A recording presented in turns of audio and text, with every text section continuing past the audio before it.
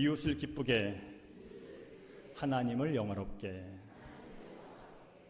우리가 지난 2월부터 로마서 말씀을 쭉 매주를 봐왔습니다. 로마서는 16장으로 구성이 되어 있는데요. 지난번까지 14장을 끝냈고요. 오늘 이제 2장 남았는데 15장 1절부터 13절까지 말씀을 나누겠습니다. 그동안 우리는 뭘 배웠냐면 인간이 어떤 존재들인지, 인간이 왜 구원이 필요한지, 어떻게 구원을 받는지, 그래서 바로 복음으로 말미암아 예수 그리스도를 믿음으로 말미암아 하나님의 의로운 자가 되어서 하나님의 자녀가 되어서 주님과 함께 왕노릇하는 그런 존재가 됐다는 사실을 먼저 배웠습니다. 그래서 누구든지 마음으로 예수를 주로 믿고 입으로 신하면 구원받는 그 사람들이 이제 구원받았으니 거룩한 백성 됐으니 의로운 하나님의 자녀가 됐으니 거기에 마땅하게 산 게 마땅하지 라고 하면서 그러므로라는 말로 12장 시작했습니다. 그러므로 예수 믿은 그리스도인답게 이렇게 살아야 돼. 교회에서는 이렇게 해야 되고, 사회에서는 이렇게 해야 되고, 국가 권세에 대해서는 이렇게 해야 되고, 가족에 대해서는 이렇게 해야 되고 하면서 다방면에서 예수 믿고 구원받은 자로서 어떻게 살아가는지를 우리가 함께 봐왔습니다. 오늘 15장 1절에서 13절도 거기에 연장선에서 우리가 예수 믿고 구원받은 사람이 어떻게 살아야 되는지를 함께 나누게 될 것입니다. 성도님은 우리 대형교회 다니시면서 가끔 그런 생각을 해봤을 거예요. 우리 대형교회는 이런 교회였으면 좋겠다. 내가 섬기고 있는 이런 교회는, 대형교회는 이렇게 좀 성장했으면 좋겠다. 나름대로 한두 가지는 갖고 있을 거예요. 저는 담임 목사로서 여러 가지 대형교회에 대한 꿈과 비전, 생각이 수만 가지 되겠죠. 많을 겁니다. 그 중에 이번에 설교를 준비하면서 그런 생각을 해봤습니다. 우리 대형교회는 정말 하나님이 기뻐하시는 교회가 됐으면 좋겠다.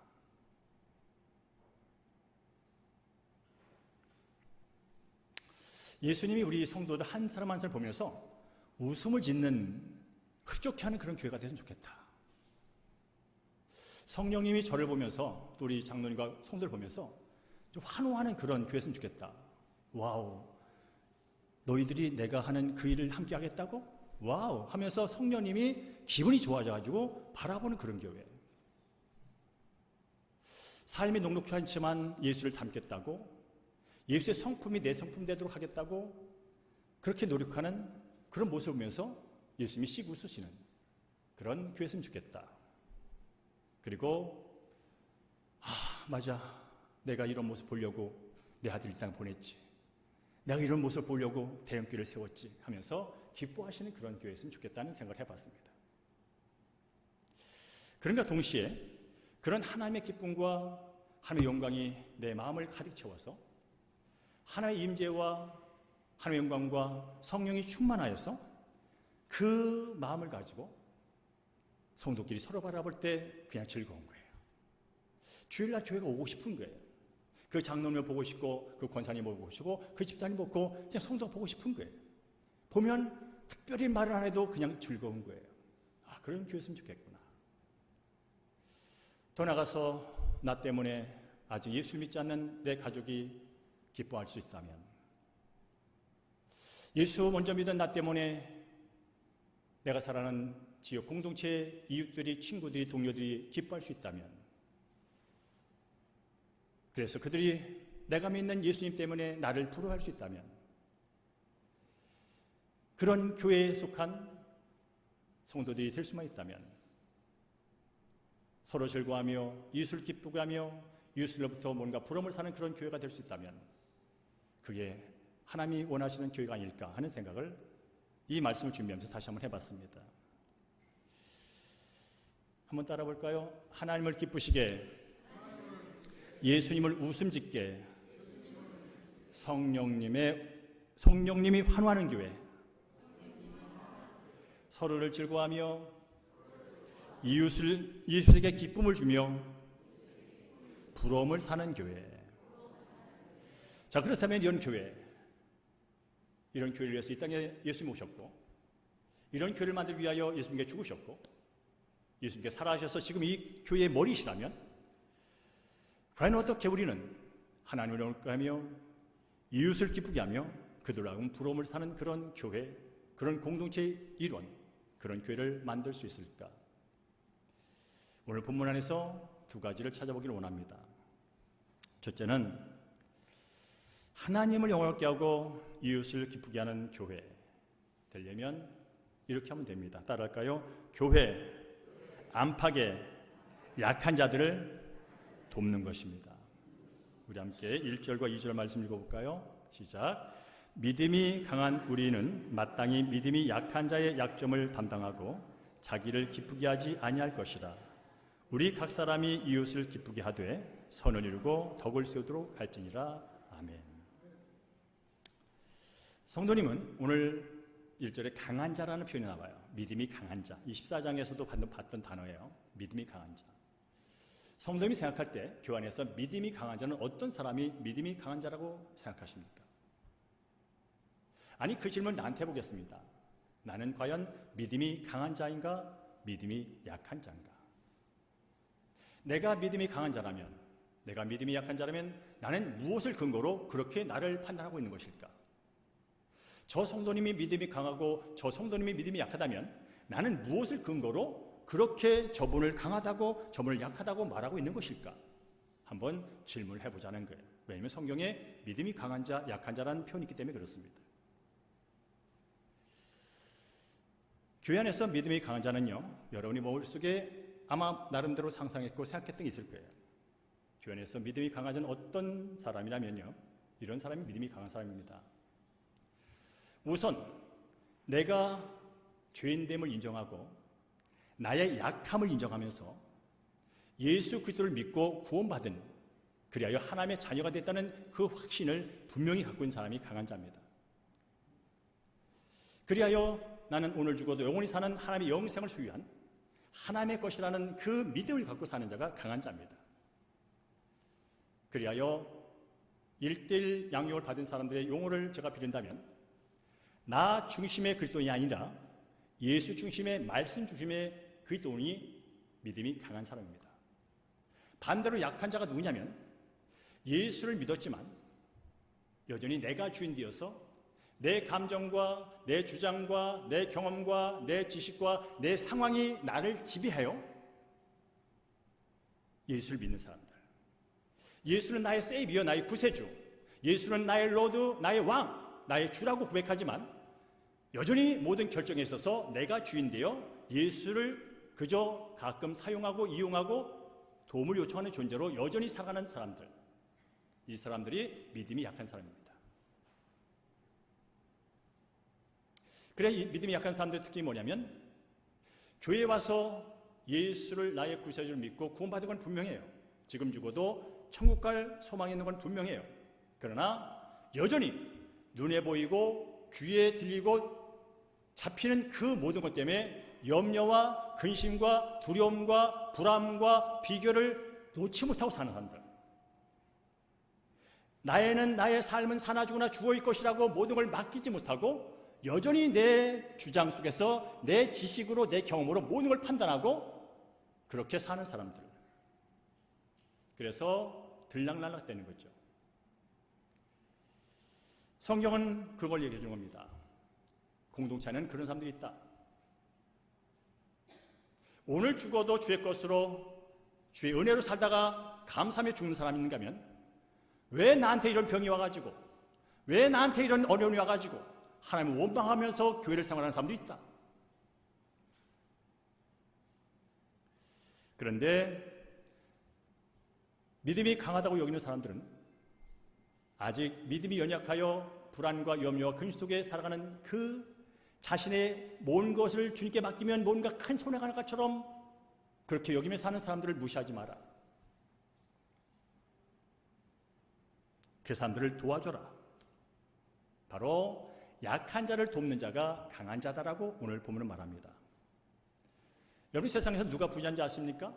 세상의 부자 기준은 은행에 잔고가 많은 사람이 부자입니다. 나 은행에 1,000억 있어, 100억 있어, 수십억 있지. 이런 사람을 부자라고 말합니다. 나는 저 시골에 땅이 1,000평이 있어, 10,000평이 있어. 그런 사람을 부자라고 말합니다. 그러나 성경에서는 그런 사람을 부자로 말하지 않습니다. 그저 돈이 있는 사람으로 말합니다. 그저 땅이 있는 사람으로 말합니다.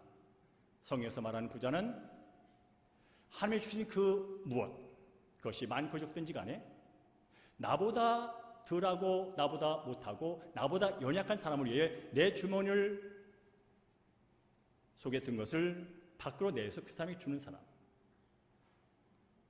여전히 천역을 가져도 난 부족해, 저 사람이 나보다 더 많아 하면서 늘 가난하게 사는 부자가 있어요.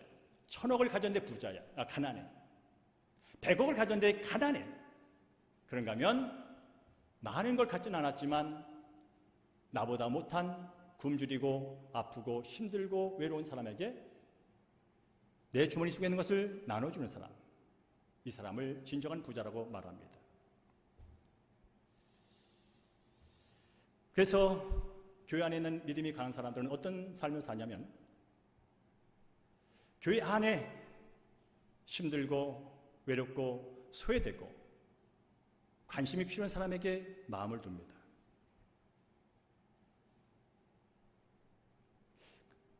또한 아울러서 밖에 있는 예수도 없는데 믿음도 없는데 삶도 힘들어.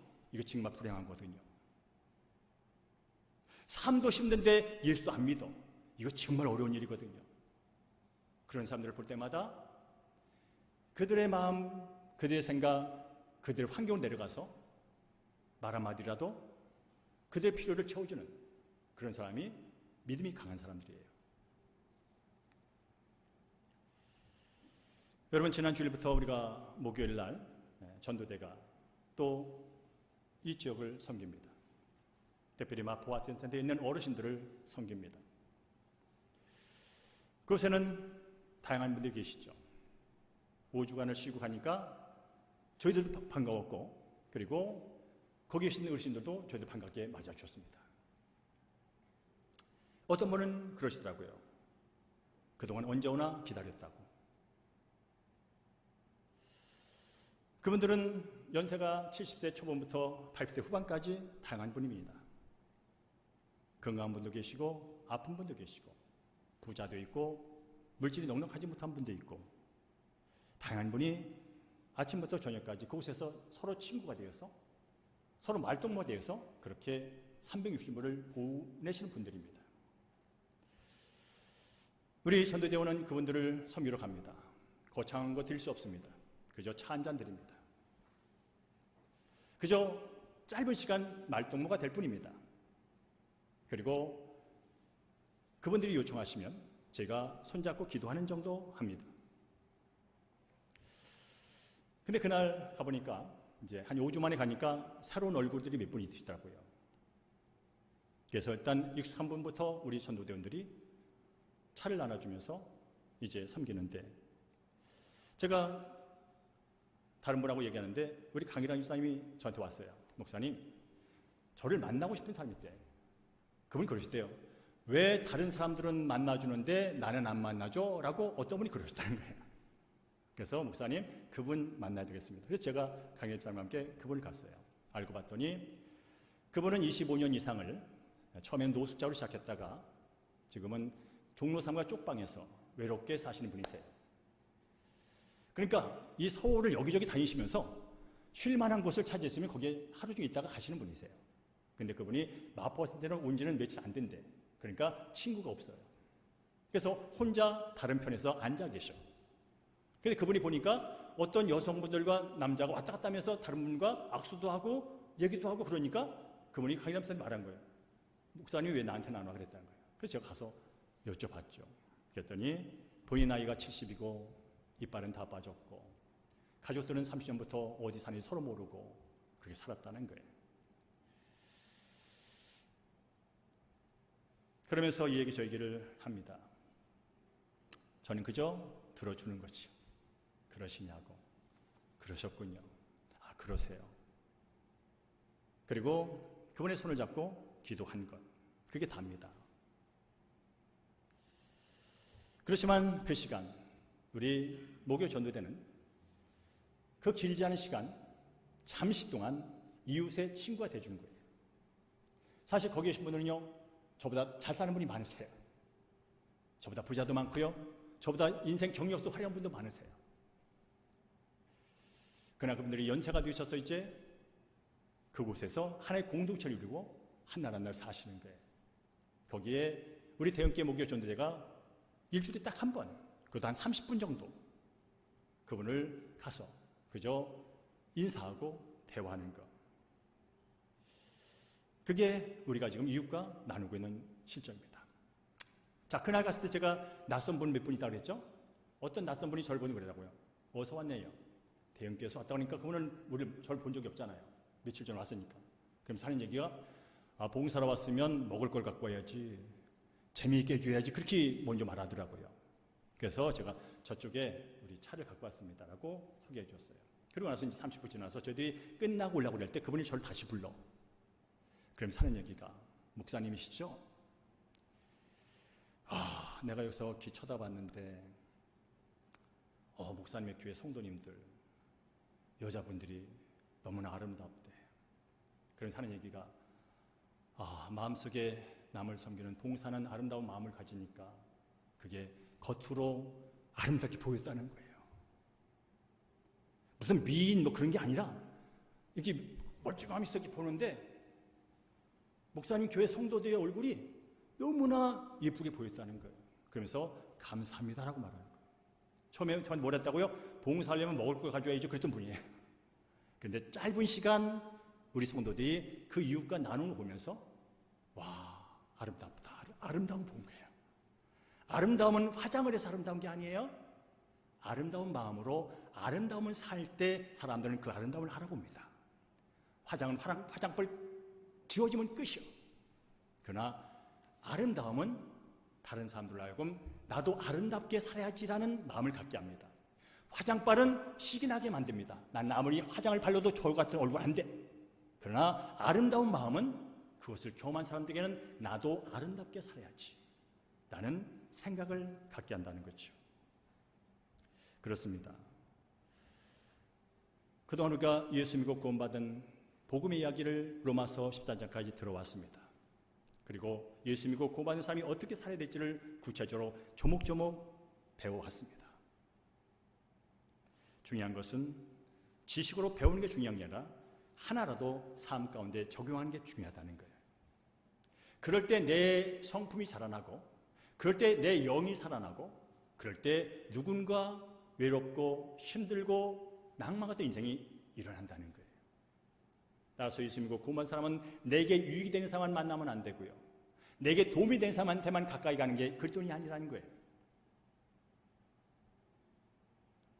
여러 가지 문제로 힘들고 외롭고 지친 사람들을 찾아가는 것이 그리스도인이야. 그들에게 위로를 주고 그들의 필요를 채워주는 게 그리스도인이야. 그래서 오늘 말합니다. 그리스도는 자기 자신을 기쁘게 하기 전에 이웃을 기쁘게 하며 하나님을 영화롭게 하는 것이 바로 그리스도인이야 라고 오늘 본문은 말해주고 있는 거예요. 이렇게 말씀드려도 목사님 말이 그렇지, 남을 돕는다는 일이 쉬운 일이라는 거 알잖아요. 그렇습니다.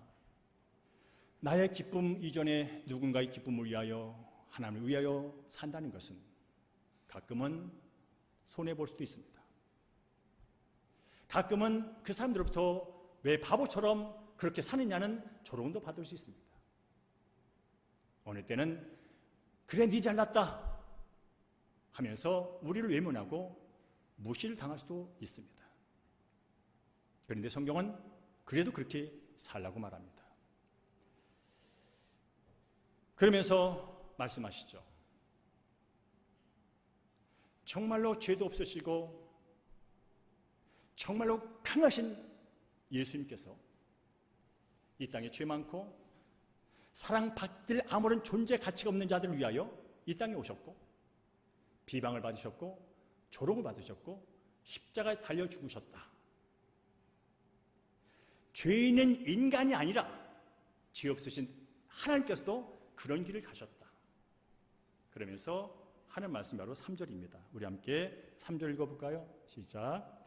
그리스도께서도 자기를 기쁘게 하지 아니하셨나니 기록된 바 주를 비방하는 자들의 비방이 내게 미쳤나이다 함과 같으니라 라는 말씀입니다. 그리스도께서 우리를 구원하시기 위해 십자가에 달려 죽으시고 지금 이 시간 머리가 되셔서 이 자리에 계셔서 예배를 받으시는, 예배를 중보하시는 그 예수님께서도 뭐라고요?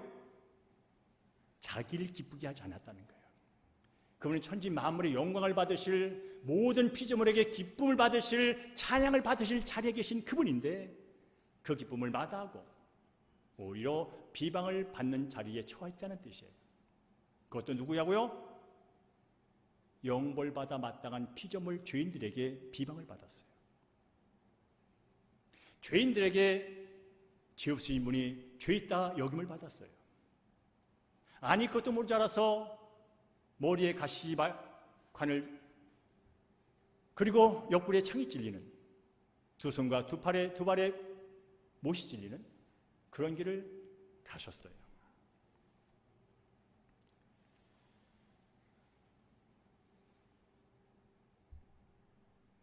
그분이 이 땅에 사실 때 참으로 바쁘게 사셨어요.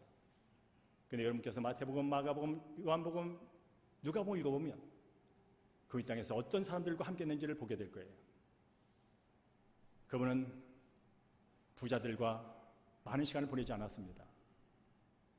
종교인들과 권력자들과 많은 시간을 보내지 않았습니다.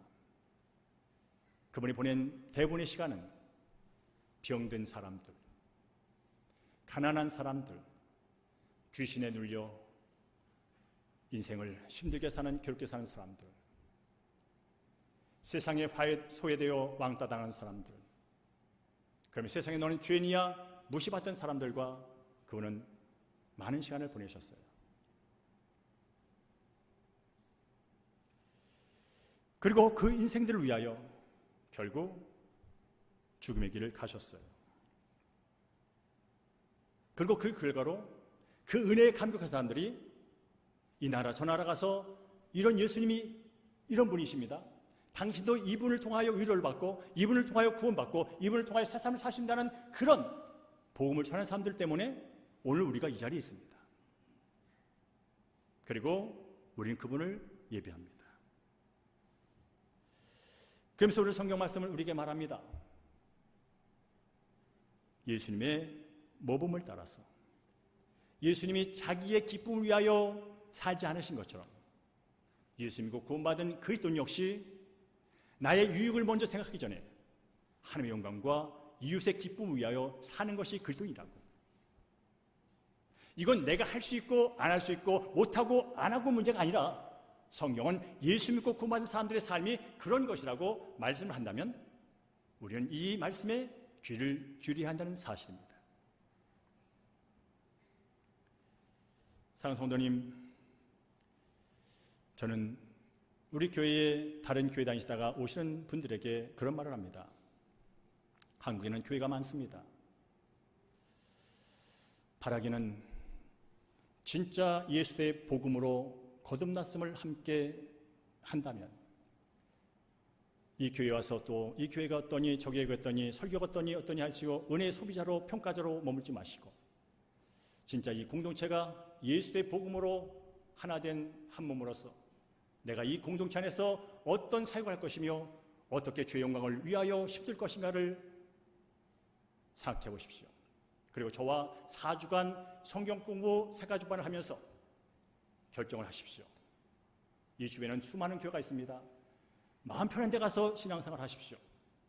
그러나 은혜의 소비자로 마음 편한 것이 아니라 내 몸, 나를 위하여 죽으신 예수님을 위하여 어떻게 보답할까 하는 마음을 가지고 함께 할 수 있는 공동체가 있으면 그곳에 가서 마음껏 일하십시오. 이미 예수 믿고 구원받으셨으니 이 교회를 다니나 종이라는 것은 중요하지 않습니다.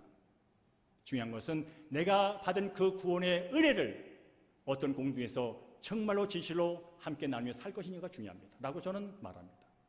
이것은 교만해서가 아닙니다. 당신 우리 교회 안 와도 상관없어 그런 뜻이 아닙니다. 예수 믿고 사는 것, 그것은 그저 내가 주인되어 내 유익과 내 감정과 내 기쁨을 위해 사는 인생이 아니라 예수께 받은 그 은혜 함께 나누며 사는 인생으로 변화됐기에 그런 결정을 하며 예수를 믿으셔야 합니다. 그런 결정을 하고 교회를 선택하셔야 됩니다. 저는 바라기는 우리 사랑하는 대형교회 모든 성도들이요 믿음이 강한 주의 자녀가 되길 주님으로 축복합니다. 살다 보면 상처를 받습니다. 상처를 주는 사람이 있기 때문에 받겠죠. 근데 반대로 생각하면 내가 약해서 받는 겁니다. 누구를 정죄하는 게 아니에요. 판단하는 게 아니에요. 어떤 사람은 같은 얘기를 들어도 그것을 주의 말씀에 근거하여 해석을 합니다. 어떤 사람은 같은 얘기를 들어도 내 자존심에 근거하여 해석을 합니다. 그래서 상처를 받았다고 말합니다. 예수님은 이 땅의 모든 상처를 다 짊어지고 가셨습니다. 그 십자가 안에서 어떤 상처도 용서받을 수 있고 하나님 용서받기를 원하십니다. 그렇다면 여러분, 이미 예수를 통해서 받은 그 용서의 기쁨이 있다면 그 용서의 기쁨을 가지고 다른 사람을 용서하시고 받아들이는 그런 믿음이 강한 그런 삶을 사기를 주의 이름으로 축복합니다. 그럴 뿐 아니라 오늘 성경은 우리 예수 믿고 구원받은 사람들이 해야 될 게 하나 있다고 말을 합니다. 그것이 뭐냐면 하나됨이라는 단어예요. 하나됨. 우리 함께 5절과 6절 말씀을 읽습니다. 시작. 이제 인내와 위로의 하나님이 너희로 그리스도 예수를 본받아 서로 뜻이 같게 하여 주사 한 마음과 한 입으로 하나님 곧 우리 주 예수 그리스도의 아버지께 영광을 돌리게 하려 하노라 라고 말씀 써 있어요. 서로 뜻이 같게 하여 주사 한 마음과 한 입으로 하나님께 영광 돌리는 교회 되게 해주세요 라고 기도를 하는 거예요. 사도 바울. 여러분 아는 것처럼 교회는 참으로 다양한 사람들이 모인 곳입니다. 지금 얼굴을 보세요. 다 다릅니다. 근데 겉이 다른 건 큰 문제가 안 되는데 속이 다른다는 게 문제야. 겉이 다른 건 그냥 살만한데 속이 다른 게 부딪혀. 살아온 배경이 다르고 삶의 가치가 다르고 문제를 바라보는 해결하는 방법이 다르고 그래서 사실 하나 되기가 어려운 공동체가 교회입니다. 교회 안에도 빈부의 격차가 있고 특별히 경험과 지식의 차이가 천차만별입니다. 우리가 부부관계도 그렇고 부모 형제관계도 그렇고 교우관계도 그렇고 다른 모든 관계 속에 갈등하는 근본 요인이 뭔지 아십니까? 경험과 지식이 달라서 그런 거예요. 어떤 사람은 어떤 지식에 대해서 이러한 지식을 갖고 있어요. 이러한 폭넓은 이해력을 갖고 있어요. 근데 어떤 사람은 요 정도 지식을 갖고 있어요. 같은 문제에 대해서. 요 정도의 포용력을 갖고 있어요. 그러니까 둘이 만날 수가 없는 거예요. 그래서 부딪히고 싸우는 거예요. 더 나아가서 교회는요, 차별을 두지 않습니다. 서열이 없습니다. 목사, 장로, 권사, 집사님이 서열 아니에요. 직분의 차이예요. 하이라키 구조 아니에요. 목사가 위에 있지 않아요. 그냥 수평적으로 목사란 직분으로 서 있는 거예요. 그러니까 여기는 서열도 없고 차별도 없고 다 달라. 그러니까 하나 되기가 어느 직장보다 힘든 데가 교회예요, 사실은. 그런데 성경 말합니다. 하나 되어 서로 마음과 뜻을 같이하여 한 마음으로 한 입으로 한 영광을 돌리라고. 왜 성경 그렇게 말할까요? 사랑하는 성도님과 제가 예수를 믿는 순간, 구원받는 순간 우리는 나의 의지와 상관없이 예수 그리스도의 한몸 공동체의 지체가 됐기 때문입니다. 지금부터 하나 되기 위해서 노력하면 어느 순간 하나가 되는 게 아니라 이미 여러분과 저 모두가 각자가 예수를 나의 구세주와 주로 믿는 순간 우리는 한 몸이 돼버렸어요. 하나가 됐어요. 그러니까 한 몸이니 하나가 됐으니 하나로 사는 게 맞지. 물론 얼굴도 다르고 생각도 다르고 모든 게 달라요. 다양성은 인정하지만 그러나 한 몸인 건 분명해. 얼굴도 다르고 생각도 다르고 추구하는 가치도 다르지만 한 몸인 건 분명해. 이게 성경이 말해주는 거예요. 그러니 한 몸으로서 함께 같은 뜻을 갖고 같은 방향을 바라보면서 살아가는 것은 전혀 이상한 게 아니야. 그리고 하나님께서는 각자 다른 인생들을 예수를 통하여 구원하신 하나님께서는 이 공동체는 모든 성도들이 한 마음으로 하나 되어 서로 뜻을 같이하여 예배하기를 원하시오. 제가 늘 설교할 때마다 예화 드리잖아요. 지금도 추석이 얼마 안 남았어요. 어떤 부모님이 딸이 3명 있고 아들이 4명 있어요. 근데 추석이 돼가지고 볼 때마다 첫째 아들은 열흘 전에 왔다가 둘째 아들은 9일 전에 왔다가 셋째 아들은 5일 전에 왔다가 넷째 아들은 3일 전에 왔다가 다섯째 딸은 이틀 전에 왔다가, 둘째 딸은 당일날 왔다가, 셋째 딸은 아예 안 와. 혹시 형제들 부딪힐까 봐. 만약 여러분이 부모인데 추석날 형제들이 함께 한 자리에 모여서 함께 화목하게 대화를 나누고 부모님을 공경하는 어떤 일을 하지 않고 각자 서로 사이가 안 좋아서 날을 정하여 서로 부딪히지 않다고 따로따로 왔다 간다면 부모님의 마음이 어떨까요? 얘들아 안 와도 괜찮아. 얘들아 안 와도 괜찮아. 너희들끼리 어디 펜션 하나 빌려가지고 화목하게 추석날 보내. 따로따로 와가지고 엄마 아버지 가슴을 이리 찢고 저리 찢지 말고 펜션 하나 불러가지고 그냥 우리 하나도 돼. 거기서 니들끼리 좀 화목하게 지내. 이게 네 아버지 네 어머니의 뜻이다. 하나님도 그렇지 않겠습니까 여러분? 이 각자 내가 주인이라고 각자 하나님을 대적하고 내가 왕노릇하겠다고 했던 인생들을, 그러다가 지옥으로 갈 인생들을 그의 아들 독생자 예수 그리스도를 이 땅에 보내셔서 그를 믿음으로 하나님의 한 백성 만드셔서 서로 화목하게 살라고 예수를 보냈고 예수를 죽였고 예수가 다시 사셔 주인 되어 이 시간 머리로 일하고 계시건만 여전히 목사는 목사대로, 장로는 장로대로, 권사는 권사대로, 이 교회에 내가 오래됐다, 이 교회에 내가 온 지 얼마 안 됐다, 내가 성경을 많이 한다, 내가 홍보를 많이 한다, 그러면서 각자 예배를 드리고 있다면, 만약 그렇게 지금 예배가 이 시간 진행되고 있다면 예배를 받으신 하나님이 과연 영광을 받으실까? 아니 공동체를 떠나서 나 자신의 기도를 예배를 받으실까? 라는 생각을 해보면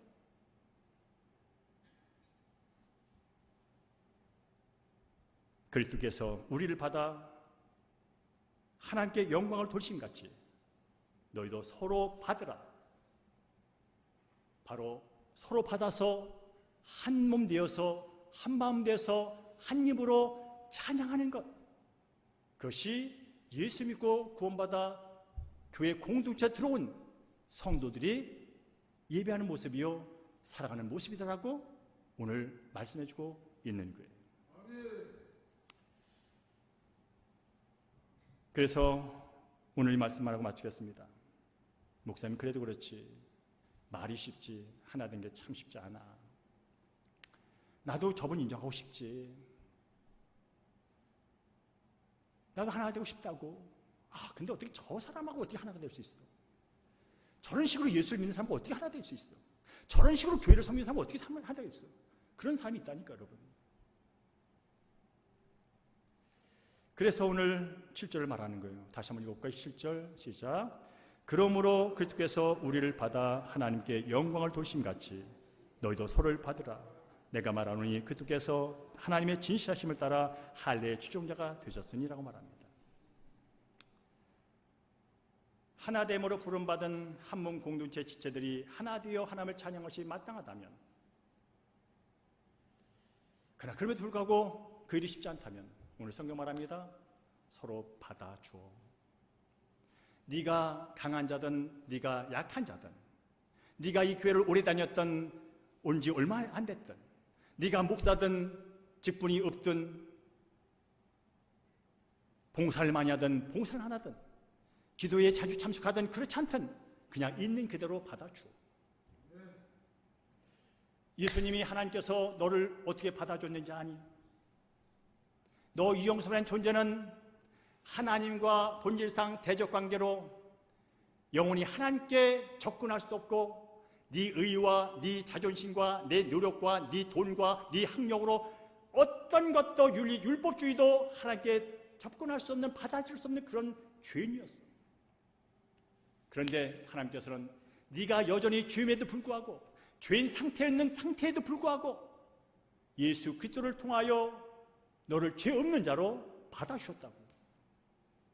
네가 뭔가를 한 게 잘해서 잘나서 받을 만해져서 받아준 게 아니라 영원히 죄 가운데 이리 생각도 죄 저리 생각도 죄, 그런 상태에 있는, 본질상 진노의 상태에 있는, 부패한 상태에 있는 너를 하나님이 받아줬다. 그렇다면 같은 사람끼리 조금 잘났고 조금 못났고 조금 더 잘하고 조금 못하고 그것 때문에 받아주니 말하니 그럴 게 아니야. 너가 예수를 통하여 하는 게 어떻게 받아주는지를 네가 말씀 통하여 안다면 옆에 있는 성도들 받아주어 인정해 주라고, 부족하면 채워주라고, 덮어주라고. 그게 예수님께서 우리를 받아주는 것처럼 우리도 서로 받아주라는 의미야.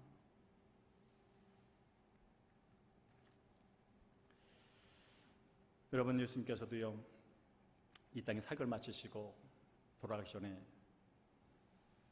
긴 기도를 하십니다. 그게 요한복음 17장입니다. 요한복음 17장에 대제사장의 기도를 드리는데 그 중에 하나 되게 하소서, 하나 되게 하소서, 하나 되게 하소서라는 그런 기도를 3번을 드립니다. 그 내용을 2가지만 보고 오늘 말씀 마칠게요. 우리 함께 요한복음 17장 11절과 22절 말씀을 읽겠습니다. 넘겨줄까요? 시작. 아니, 그거 넘길 거예요. 그거 넘기세요. 예, 시작. 거룩하신 아버지여, 내게 주신 아버지의 이름으로 그들을 보존하사 우리와 같이 그들로 하나 되게 하옵소서. 내게 주신 영광을 내가 그들에게 주었사오니 이는 우리가 하나 된 같이 그들도 하나 되게 하려 함이니이다 라고 말씀하고 있어요. 예수님이요, 이 땅에 오신 게 왜 왔다고요? 하나님과 죄인을 하나 되게 하려고 오셨어요.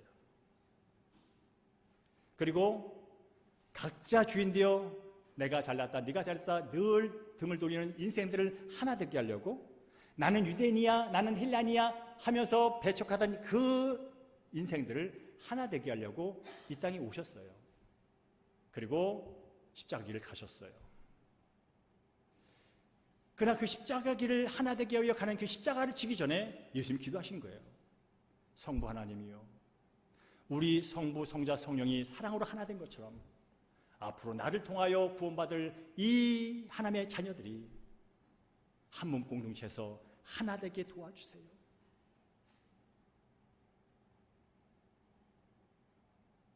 우리가 하나 된 것처럼 저들도 대형교회 공동체의 한 지론으로 하나 되게 해주세요.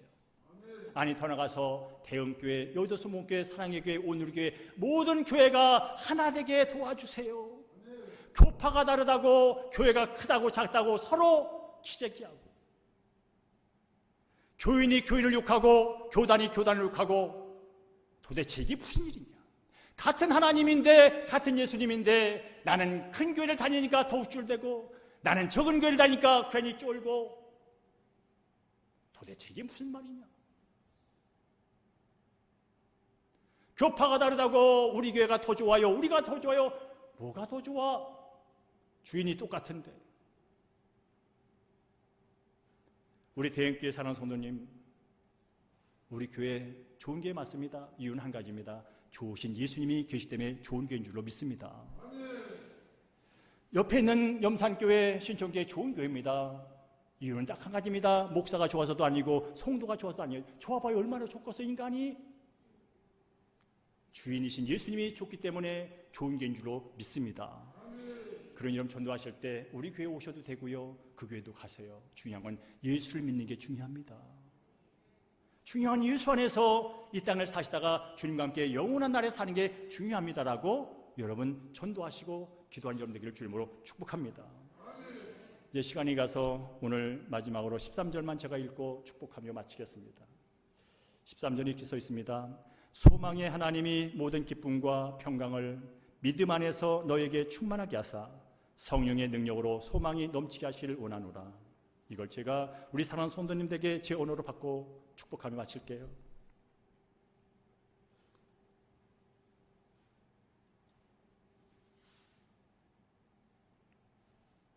인내와 위로와 소망이 넘치는 하나님 아버지, 오늘 주일을 맞이하여 대형교회 한몸 공동체가 이런 모양으로, 이런 모습으로 하나님께 예배를 드리고 있사오니 우리 사랑하는 성도들 심령, 각자 한 사람 한 사람 심령 가운데 성령의 능력으로 주님이 약속하신 그 충만한 기쁨,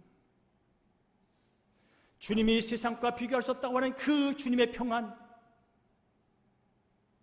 그리고 소망과 형통의 복을 이 자리는 우리 사랑하는 성도들과 각 가정에서 예배하는 모든 성도들에게 충만케 하여 주시옵소서. 다음 한 주간도 예수님 때문에 즐겁다고, 다음 한 주간도 예수님 때문에 살 만난다고 그 고백하면서 직장을 가고 학교를 가고 가족을 대하고 이웃을 대하는 그런 복받은 주의 백성으로 승리케 하여 주시옵소서.